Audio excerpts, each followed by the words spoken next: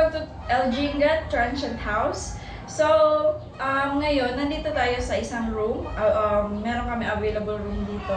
Ang price niya is 1.3. So, for couple siya. Meron siyang mini sala. And, maluwag siya. And, kapag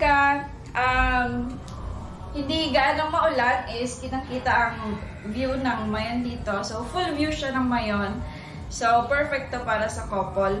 And, sa ibang room, meron kaming, sa kabila, medyo maliit lang siya. So, 1,000 yon. And, sa taas, meron kami available kubo for travelers. Sok na sok siya sa budget. It's only 800 pesos. Tapos, for family naman, meron kaming 2,000. Dalawang room, 2,000. And, pwede siya ng 6 packs. Tsaka, meron din kaming hanggang 8 packs. And, meron din kami available na isang room for family.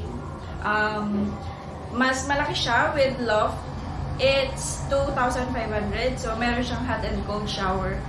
So, yun. Perfect yun para sa family na gusto ma-enjoy ang Albay. So, yan lang po.